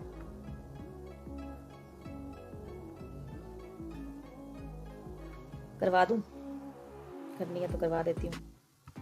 चलो देखो इसको ऊपर से सरसरी सी नज़र मार लेते हैं। ये बोल रहा है कि यूनियन टेरिटरी ऑफ जम्मू और कश्मीर की जो गवर्नमेंट है वो ऑफिशियल गजट में नोटिफिकेशन जारी करके ना एंटी करप्शन ब्यूरो एस्टेब्लिश करेगी जो कि एक्ट के ऑफेंसेस को इन्वेस्टिगेट करेगा। ठीक है, सेकंड क्लोज बोल रहा है जो ACB होगा ना, ठीक है, वो डायरेक्टर और उसके नीचे जो ऑफिसर स्टाफ गवर्नमेंट अपॉइंट करेगी। ठीक है, या शामिल ये करेंगे। थर्ड बोल रहा है कि डायरेक्टर के अलावा जो ऑफिसर्स की qualification J&K UT government prescribe करेगी। आगे प्रोवाइजो बोल रही है कि जब तक न्यू क्वालिफिकेशन रूल्स प्रिस्क्राइब नहीं होते पुराने रूल्स जो प्रिवेंशन ऑफ करप्शन एक्ट, ठीक है, जो रिपील हो चुका है अब वही अप्लाई होंगे। फोर्थ बोल रहा है कि डायरेक्टर उसके स्टाफ का पीरियड ऑफ सर्विस और and service condition J&K UT government decide करेगी, ठीक है। एक्सप्लेनेशन आगे बोल रही है कि जो पुराने एसी भी ठीक है, अब इस एक्ट के अंदर बनाया हुआ माना जाएगा और किसी भी एग्जिस्टिंग लॉ ऑर्डर नोटिफिकेशन में ACB का रेफरेंस का मतलब होगा कि इस एक्ट के अंदर बनाया हुआ ACB, ठीक है। आगे 17C ये बोल रहा है कि अगर ACB का इन्वेस्टिगेशन जो है ऑफिसर रैंक DSP या अबव करे तो रीजनेबल बिलीफ रखे कि कोई प्रॉपर्टी क्रिमिनल मिसकंडक्ट सेक्शन 13 से एक्वायर की गई है, तो डायरेक्टर ACB की रिटर्न अप्रूवल के बाद वो प्रॉपर्टी सीज कर सकता है, और अगर सीज करना मुश्किल हो तो अटैचमेंट कर सकता है, ठीक है। और प्रॉपर्टी ट्रांसफर या डील नहीं होगी बिना अप्रूवल के, और ऑर्डर की कॉपी कंसर्न पर्सन को सर्व करना भी जरूरी है। प्रोवाइजो बोल रही है कि अगर इन्वेस्टिगेटिंग ऑफिसर को लगता है कि प्रॉपर्टी केस को डिफीट करने के लिए ट्रांसफर की जा सकती है तो वो FIR के बाद किसी भी स्टेज पर टेम्परेरी अटैचमेंट कर लेगा, मैक्सिमम 90 डेज के ऑर्डर दे सकता है, ठीक है, पर डेजिग्नेटेड अथॉरिटी की अप्रूवल चाहिए। और इसमें एक्सप्लेनेशन बोल रही है कि अटैचमेंट का मतलब जो है वो प्रॉपर्टी का टेम्परेरी कस्टडी पोजेशन या कंट्रोल लेना है, ठीक है। सेकंड बोल रहा है कि इन्वेस्टिगेटिंग ऑफिसर को 48 घंटे के अंदर डेजिग्नेटेड अथॉरिटी को सीज अटैचमेंट रिपोर्ट भेजनी होगी। थर्ड बोल रहा है कि डेजिग्नेटेड अथॉरिटी जो है वो ऑर्डर को कंफर्म या रिवोक कर सकती है विदिन 30 डेज, बट पहले आईओ और प्रॉपर्टी होल्डर को हियरिंग का मौका देना जरूरी है। अथॉरिटी केस के डिस्पोज होने तक प्रॉपर्टी की सिक्योरिटी इंश्योर करेगी। फोर्थ क्लॉज बोल रहा है कि अगर प्रॉपर्टी इमूवेबल है तो रिपोर्ट सबमिट होना है, प्रोड्यूस्ड बिफोर अथॉरिटी माना जाएगा, ठीक है। फिफ्थ बोल रहा है जिसको अटैचमेंट से प्रॉब्लम है वो डेजिग्नेटेड अथॉरिटी से परमिशन मांग सकता है प्रॉपर्टी को ट्रांसफर डील करने के लिए। और सिक्स्थ क्लोज बोल रहा है, सबसेक्शन 6 बोल रहा है कि अथॉरिटी परमिशन ग्रांट या रिफ्यूज कर सकती है। और 7th बोल रहा है कि डेजिग्नेटेड अथॉरिटी के पास सिविल कोर्ट के बराबर पावर्स होंगे इंक्वायरी के लिए, ठीक है। 17D बात कर रहा है appeal against the order of designated authority. ये बोल रहा है कि अगर किसी पर्सन को डेजिग्नेटेड अथॉरिटी के सेक्शन 17C के सबसेक्शन 3 या 17C के सबसेक्शन 5 वाले ऑर्डर से प्रॉब्लम हो तो वो 1 मंथ के अंदर स्पेशल जज के पास अपील कर सकता है। और स्पेशल जज जो है ना 60 डेज के अंदर अटैचमेंट कंफर्म करेगा या रिवोक करके प्रॉपर्टी रिलीज करेगा या कोई और सूटेबल ऑर्डर पास कर सकता है, ठीक है। सबसेक्शन 2 बोल रहा है इसका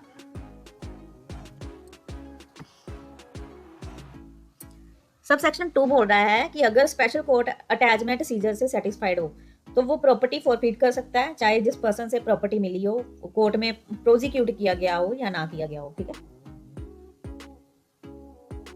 सबसेक्शन 3 ये बोल रहा है सबसेक्शन 3 बोल रहा है कि अगर प्रॉपर्टी पेरिशेबल नेचर हो, पेरिशेबल होता है जो खराब हो जाने वाली चीजें, ठीक है, जैसे फल फ्रूट्स हो गए, सब्जियां होगी, ये पेरिशेबल नेचर की होती हैं, ठीक है। तो ये बोल रहे हैं कि अगर प्रॉपर्टी पेरिशेबल हो तो कोर्ट ऑर्डर करेगी कि वो मतलब सेल की जाए सेक्शन 459 अप्लाई करके, ठीक है। और बी क्लोज इसका बोल रहा है कि अगर प्रॉपर्टी पेरिशेबल नेचर की नहीं है तो जो कोर्ट है वो किसी गवर्नमेंट ऑफिसर को एडमिनिस्ट्रेटर अपॉइंट करेगी जो कि प्रॉपर्टी को मेंटेन करेगा, ठीक है।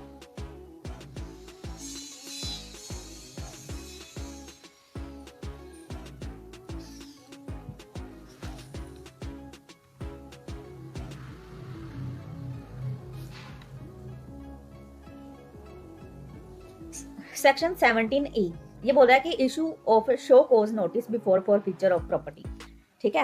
ये बोल रहा है कि स्पेशल कोर्ट जो है सेक्शन 17D के सबसेक्शन 2 के अंदर प्रॉपर्टी फॉरफीट नहीं कर सकती जब, अब क्लोज पढ़ो, एक क्लोज बोल रहा है कि प्रॉपर्टी होल्डर को रिटर्न नोटिस ना दिया जाए तब, ठीक है, और उसमें बताया ना जाए कि प्रॉपर्टी फॉरफीचर का ग्राउंड क्या था वो ना बताया हो तब, या फिर रिटर्न रिप्रेजेंटेशन और हियरिंग का मौका ही नहीं दिया उसको तब, ठीक। बी बोल रहा है कि वो पर्सन प्रूव ना करे कि वो बोनाफाइड ट्रांसफर है और उसने प्रॉपर्टी वैल्यू के लिए ली थी और उससे प्रॉपर्टी की इलीगल एक्विजिशन की कोई नॉलेज नहीं थी, ठीक। तब सेक्शन 17F बोल रहा है अपील, देखो अपील ऑफ हाई कोर्ट की बात कर रहा है 17F। ये बोल रहा है कि स्पेशल कोर्ट के सेक्शन 17D के ऑर्डर के खिलाफ पर्सन 1 मंथ के अंदर हाई कोर्ट ऑफ J&K में अपील कर सकता है। और यहाँ बोल रहा है कि सेकंड क्लॉज बोल रहा है इसका सबसेक्शन 2 बोल रहा है कि अगर हाई कोर्ट स्पेशल कोर्ट का ऑर्डर मॉडिफाई या अनल कर दे तो क्रिमिनल ट्रायल में अक्यूज्ड जो है क्विट हो जाए तो प्रॉपर्टी वापस दी जाएगी। अगर प्रॉपर्टी फिजिकली वापस नहीं दी जा सकती तो उसको उसका reasonable price with interest seizure date से लेके गवर्नमेंट देगी उसको, ठीक है। 17G ये बोल रहा है कि order of forfeiture not to interfere with other punishment. अगर प्रॉपर्टी फॉरफीट हो गई है तो भी अक्यूज को इस एक्ट के अंदर एप्लीकेबल और कोई पनिशमेंट देने से कोर्ट नहीं रुकती। Section 18 power to inspect bankers book.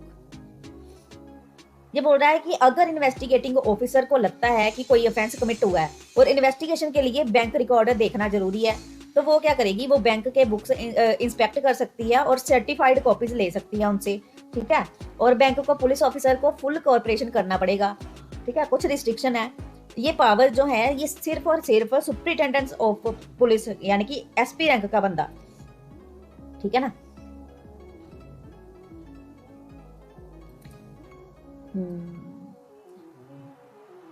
यानी कि सुप्रिटेंडेंट ऑफ पुलिस करेगी या फिर एसपी के स्पेशल ऑथराइज्ड ऑफिसर जो हैं वही एक्सरसाइज कर सकते हैं, ठीक है। ये देखो लिखा हुआ है।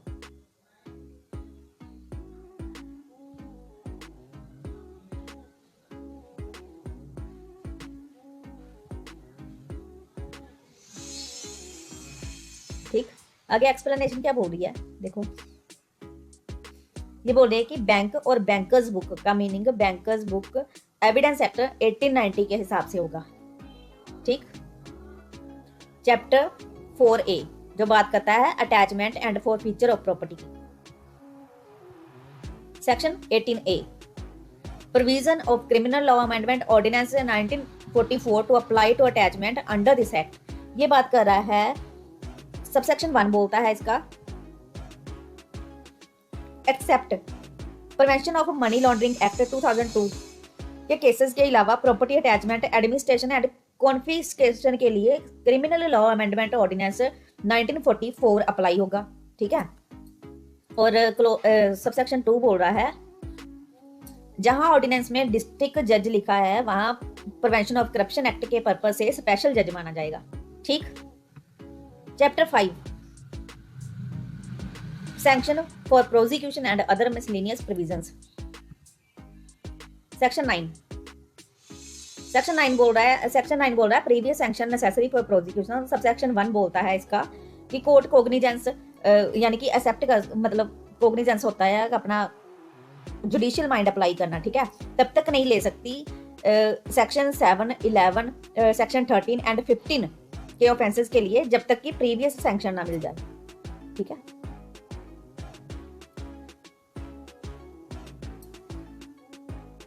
आगे प्रीवियस सैंक्शन का ये बताया गया है। क्लोज ए में क्या बोल रहा है, क्लोज ए बोल रहा है कि अगर अक्यूज्ड यूनियन गवर्नमेंट का एम्प्लॉय है ना तो सैंक्शन किसकी लगेगी, सेंट्रल गवर्नमेंट की को सैंक्शन देनी पड़ेगी, ठीक है। अगर अक्यूज्ड यूनियन गवर्नमेंट का एम्प्लॉय है तो सेंट्रल गवर्नमेंट सैंक्शन देगी। और क्लोज बी बोल रहा है कि अगर अक्यूज्ड जो है स्टेट गवर्नमेंट का एम्प्लॉय है तो स्टेट गवर्नमेंट सैंक्शन करेगी, ठीक है। क्लोज सी जो है वो बोल रहा है अगर कोई एम्प्लॉय पीएसयू जो अथॉरिटी या लोकल अथॉरिटी उससे है उनके पास है जो रिमूव करने का, उस बंदे को रिमूव करने की भी पावर रखती है तो वो अथॉरिटी सैंक्शन देगी, ठीक है। प्रोवाइजो पहली प्रोवाइजो बोल रही है कि प्राइवेट पर्सन सैंक्शन रिक्वेस्ट नहीं भेज सकती जब तक कि उन्होंने कोर्ट में कंप्लेंट फाइल ना की हो या कोर्ट ने complaint dismiss under section 203 CrPC के अंदर डिसमिस ना की हो या फिर, ठीक है, या फिर कंप्लेंट को सैंक्शन ऑब्टेन करने के लिए ना बोला हो, ठीक है। सेक्शन क्या हमने पढ़ा एक बार नजर मार देते हैं। देखो प्रोवाइजो क्या कहती है कि प्राइवेट पर्सन सैंक्शन रिक्वेस्ट नहीं भेज सकता जब तक कि कोर्ट में कंप्लेंट फाइल ना की हो, कोर्ट ने डिसमिस ना की हो सेक्शन 203 सीआरपीसी के अंदर या फिर कंप्लेंट को सैंक्शन ऑब्टेन करने के लिए ना बोला हो, ठीक है। सेकंड प्रोवाइजो बोल रही है गवर्नमेंट पब्लिक सर्वेंट को सैंक्शन देने से पहले हियरिंग का मौका देगी। और जो प्रोवाइजो थर्ड है वो बोल रही है कि जो सैंक्शन देने का जो टाइम लिमिट होगा वो 3 मंथ्स होगा, ठीक है, 3 मंथ्स पर 1 मंथ की एक्सटेंशन इफ लीगली नीडेड लगे विद रीजन रिस्पॉन्स, ये देखो, ठीक है, within period of 3 months from the date of its receipt. Next बोल रही है कि जो सेंट्रल गवर्नमेंट है, देखो इसमें बोला गया है कि रीजन भी रिकॉर्ड करने पड़ेंगे, ठीक है, जो कि एक्सटेंड कर सकते हैं फर्दर पीरियड 1 month, 1 month और के लिए एक्सटेंड किया जा सकता है, लेकिन रीजन रिकॉर्ड करना पड़ेगा, ठीक है। नेक्स्ट बोल रहा है कि प्रोवाइजो, ये बोल रही है कि अगर central government anti bribery sanction guidelines भी प्रिस्क्राइब कर सकती है, जो सेंट्रल गवर्नमेंट है वो एंटी ब्राइबरी गाइडलाइंस प्रिस्क्राइब कर सकती है, ठीक है। एक्सप्लेनेशन बोल रही है for the purpose of subsection 1 the expression public servant include such person. Public servant include करता है जो ऑफिस छोड़ चुका है या जो ऑफिस छोड़कर कोई और ऑफिस में हो, ठीक है। सबसेक्शन 2 ये बोलता है कि सैंक्शन कंफ्यूजन का रूल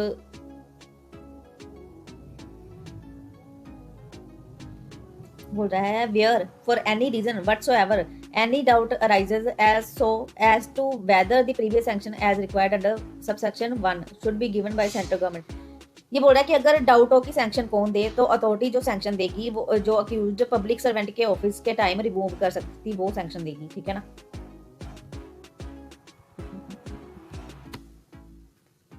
ठीक है, ये देखो थर्ड बोल रहा है not with standing anything contained in CrPC, ठीक है। ये बोल रहा है कि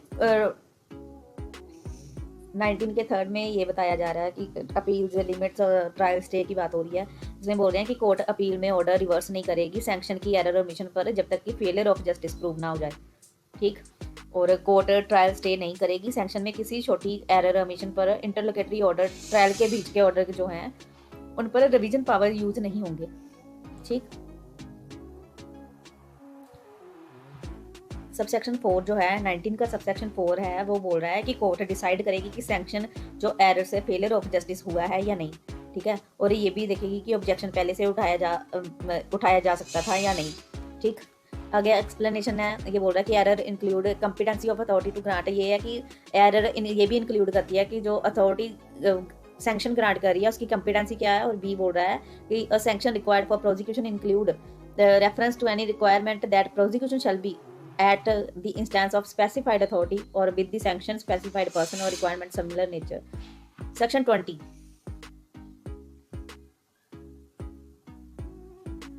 presumption where public servant accept any undue advantage. अगर where in any trial of an offense punishable under section 7 or under section 11, ये बोल रहा है कि अगर ट्रायल में सेक्शन 7 या 11 के या सेक्शन 7 के या सेक्शन 11 के ऑफेंस के लिए ये प्रूव हो जाए कि पब्लिक सर्वेंट ने अनड्यू एडवांटेज यानी कि ब्राइब ली है या फिर लेने की कोशिश की है या अपने लिए ली है या किसी और के लिए ली है, तो कोर्ट ये प्रिज्यूम करेगी कि जब तक पब्लिक सर्वेंट कंट्रेरी प्रूव ना कर दे कि सेक्शन 7 के केस में पब्लिक सर्वेंट ने ब्राइब इसलिए ली कि वो पब्लिक ड्यूटी गलत तरीके से परफॉर्म करे या फिर किसी और पब्लिक सर्वेंट से ऐसा करवाने की कोशिश करे, ठीक है, उसने किसी और के थ्रू ऐसा करवाने की कोशिश की है। या फिर सेक्शन 11 के केस में कि पब्लिक सर्वेंट ने अनड्यू एडवांटेज बिना प्रॉपर कंसीडरेशन या इनएडिक्वेट कंसीडरेशन के साथ ली है। मतलब कि in simple words public servant जो है ना ब्राइब पकड़ा गया, अगर पब्लिक सर्वेंट पकड़ा गया तो कोर्ट ये अज्यूम करेगी कि उसका इंटेंशन जो था वो करप्ट था जब तक कि वो कंट्रेरी प्रूव ना कर दे कि ऐसा नहीं था, जब तक कि वो खुद को इनोसेंट प्रूव ना कर दे, ठीक है।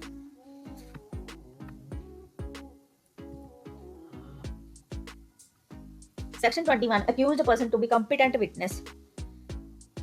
ये बोल रहे हैं कि जिस पर्सन पर इस एक्ट के ऑफेंस लगे हैं, ठीक है, वो अपने डिफेंस में एविडेंस दे सकता है, ठीक है, ऑन ओथ पर देगा वो अपना मतलब एविडेंस देगा, पर कुछ स्पेशल रूल्स हैं जहां मतलब ऐसा नहीं भी हो सकता, ठीक है। तो प्रोवाइजो है सबसे पहले बोल रहे हैं कि अक्यूज्ड को विटनेस तभी बनाया जाएगा जब वो खुद रिक्वेस्ट करे, ठीक है, मतलब कि उसे जबरदस्ती विटनेस नहीं बनाया जा सकता, सिंपल। बी बोल रहा है कि अगर अक्यूज्ड एविडेंस नहीं देता तो प्रोसिक्यूशन उसकी साइलेंस पर कमेंट नहीं कर सकती, ठीक है, और कोर्ट भी उसकी साइलेंस को गिल्टी प्रेजम्पशन नहीं बना सकती, ठीक।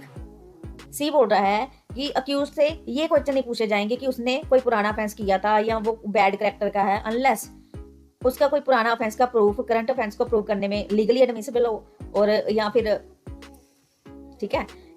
या फिर क्या है, अगर अक्यूज ने अपने गुड करेक्टर के को हाईलाइट किया था या प्रोसिक्यूशन विटनेस के करेक्टर को अटैक किया, ये डिफेंस कंडक्ट करने के लिए या डिफेंस कंडक्ट से प्रोसिक्यूटर विटनेस के करेक्टर पर ब्लेम लगाओ तब। थर्ड बोल रहा है अगर अक्यूज ने को अक्यूज के खिलाफ कोई एविडेंस दिया हो। ठीक। सेक्शन 22 बात करता है the code of criminal procedure apply subject to certain modification. ठीक है। ये बोल रहा है कि जो प्रिवेंशन ऑफ करप्शन एक्ट के केसेस में सीआरपीसी अप्लाई होता है, लेकिन कुछ मॉडिफिकेशन के साथ। क्लोज ए बोल रहा है, क्लोज ए कहता है कि सीआरपीसी सेक्शन 243 का सबसेक्शन 1 मॉडिफिकेशन की बात करता है। नॉर्मल सीआरपीसी में अक्यूज को विटनेस लिस्ट बाद में देनी होती है, but prevention of corruption act के ट्रायल में अक्यूज को तुरंत, ठीक है, या फिर जब कोर्ट अप्रूव्ड करता है तब उस टाइम में अपनी विटनेस लिस्ट देनी है और डॉक्यूमेंट लिस्ट देनी है, रिटन फॉर्म में देनी होगी। ठीक है। उसके बाद ही कोर्ट उसे एंटर डिफेंस बोलेगी। ठीक। बी बोल रहा है सीआरपीसी सेक्शन 309 के सबसेक्शन 2 में मॉडिफिकेशन की बात कर रहे हैं। अगर किसी पार्टी ने revision application section 397 CrPC file की हो, फिर भी कोर्ट ट्रायल एडजर्न या पोस्टपोन नहीं करेगी। मतलब कि जो प्रिवेंशन ऑफ करप्शन एक्ट है, ट्रायल को डिले करने के बहाने नहीं चलेंगे इधर। ठीक है ना। सी बोल रहा है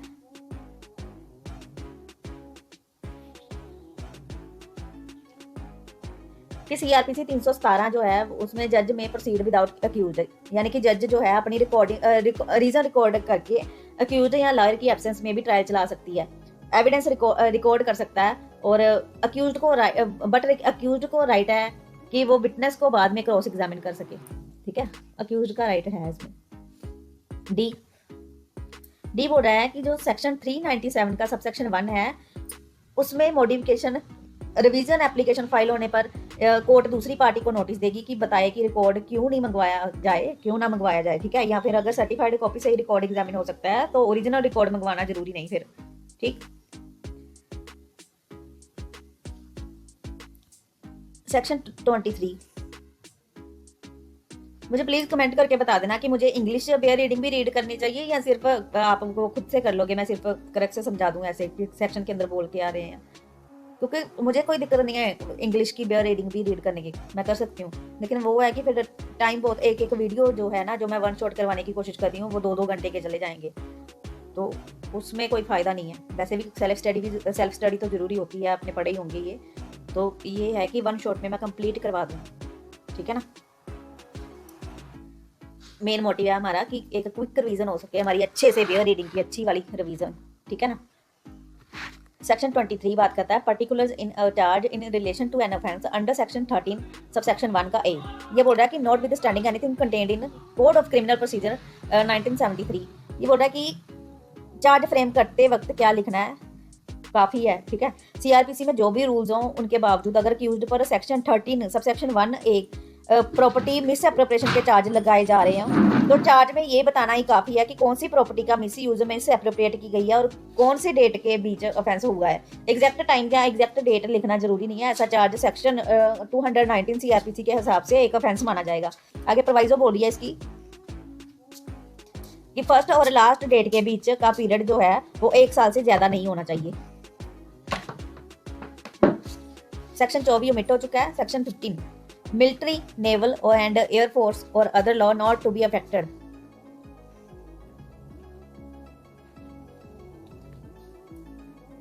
सबसेक्शन 1 बोलता है ये act army act, air force act, navy act, BSF act, coast guard act, NSG act के जुरिडिक्शन प्रोसीजर को किसी भी तरह से अफेक्ट नहीं करेगा।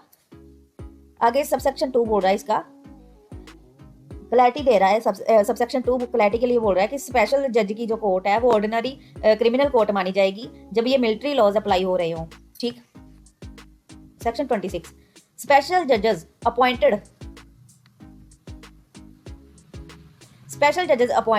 Under act 46 of 1952 to be special जजेस अपॉइंटेड अंडर दिस एक्ट।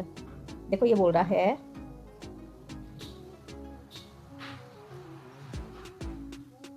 जो स्पेशल जजेस क्रिमिनल लॉ अमेंडमेंट 1952, मतलब कि जो ओल्ड स्पेशल जज है ना, उनको कंटिन्यू किया गया है स्पेशल जज एज अ स्पेशल जज। तो ये बोल रहा है कि जो स्पेशल जज क्रिमिनल लॉ अमेंडमेंट 1952 के अंदर पहले से अपॉइंटेड है ना, और एक्ट लगने के दिन अपने ऑफिस में थे, तो उन्हें section 3 prevention of corruption act के अंदर स्पेशल जज ही माना जाएगा, अपॉइंटेड स्पेशल जज माना जाएगा सेक्शन 3 के अंदर, ठीक है। और वो अपने पेंडिंग केसेस को इसे एक्ट के प्रोविजन के हिसाब से ही कंटिन्यू करेंगे। सेक्शन 27 बोल रहा है अपील एंड रिवीजन। ये बोल रहा है कि जो हाई कोर्ट है,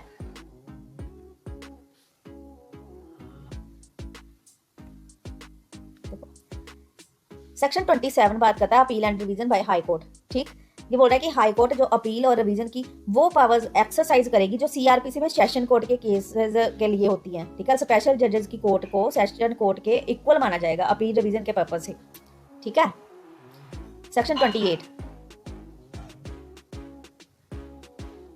the provision of this act shall be in addition to and not in derogation of any other law for time being in force, and nothing contained herein shall exempt any public servant from any proceeding which might apart from this act be instituted against him। Section 28 बोल रहा है कि ये जो act है any other law के साथ apply होगा, और उसका अल्टरनेटिव या रिप्लेसमेंट ये एक्ट नहीं है, ठीक है। पब्लिक सर्वेंट को कोई भी लीगल प्रोसीडिंग जो किसी और लॉ के अंदर भी चल सकती है, और उससे ये एक्ट प्रोटेक्ट नहीं करता। मतलब कि अगर उसके अगेंस्ट दूसरे किसी क्रिमिनल एक्ट, मतलब क्रिमिनल एक्ट के अंदर प्रोसीडिंग कोई चल रही है, तो ऐसा नहीं है कि पीसी का एक्ट उसको प्रोटेक्ट करेगा, ठीक है ना। सेक्शन 28 का क्या है कि अगर अदर लॉ, मतलब कोई और लॉ के अंदर उसके अगेंस्ट कुछ चल रहा है, तो ये पब्लिक सर्वेंट को कोई भी लीगल प्रोसीडिंग जो किसी और लॉ के अंदर भी चल सकती है उसके अगेंस्ट, ठीक है। मतलब कि उसे पीसी एक्ट के अंदर प्रोटेक्शन नहीं मिलेगी, ऐसा नहीं होगा कि मतलब इसमें मतलब कि दोनों में से एक के चले, ऐसा कोई रूल नहीं है। सेक्शन 29 बात करता है amendment of the ordinance 38 of 1944। ये बोल रहा है कि ऑर्डिनेंस 1944 में जो कुछ सब्सटीट्यूशन एडिशन की गई है उसकी बात हो रही है। क्लोज ए बोल रहा है, ये बोल रहा है कि जहां जहां स्टेट गवर्नमेंट लिखा गया है उसको रिप्लेस करके स्टेट गवर्नमेंट और सेंट्रल गवर्नमेंट कर दिया गया है, ठीक है। बी बोल रहा है कि सेक्शन 10 के क्लोज ए में 3 मंथ्स को बदल के 1 ईयर कर दिया गया है, ठीक है। सी बोल रहा है कि शेड्यूल चेंज किए गए हैं, पैराग्राफ 1 जो है वो ओमिट हो चुका है, और पैराग्राफ 2 एंड 4 जो है उसमें लोकल अथॉरिटी के बाद corporation, government, company, society etcetera भी ऐड की गई है। थर्ड बोल रहा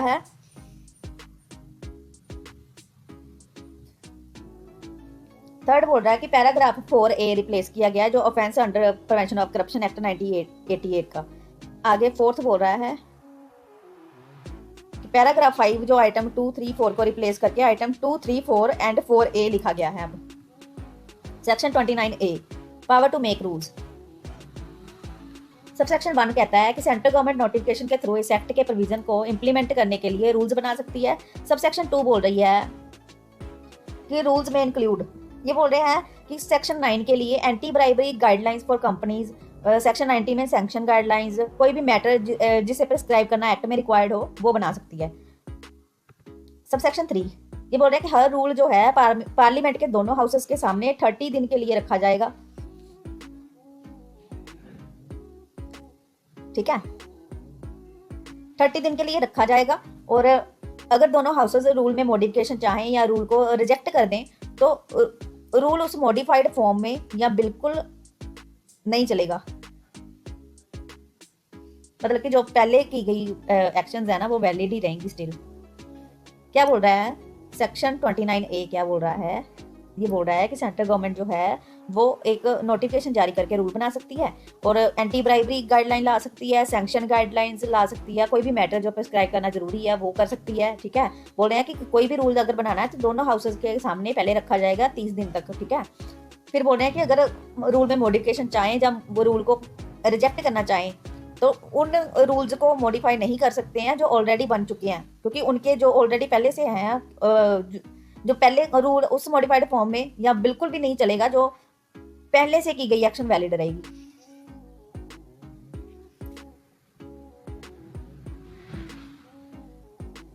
ठीक,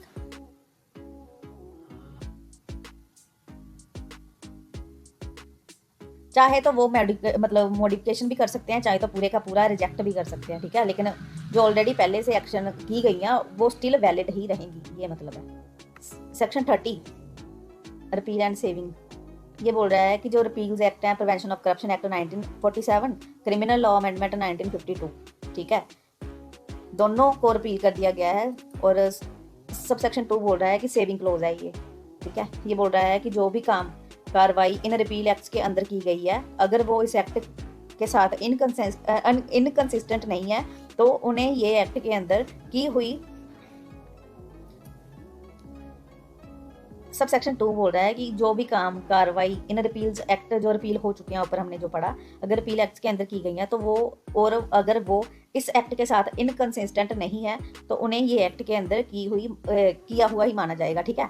मतलब कि पुराने एक्ट के अंदर किया गया कोई भी एक्शन अब वैलिड ही रहेगा, जैसे वो ऐसे ही माना जाएगा जैसे वो इसी एक्ट के अंदर किया गया है, ठीक है। और सेक्शन 31 तो ओमिट हो चुका है, ठीक। कई बार ये पूछ लेते हैं ये चीज़, ठीक। अगर आपको ये सेशन इंफॉर्मेटिव लगा तो प्लीज़ लाइक कीजिएगा, शेयर कीजिएगा। Thank you for watching.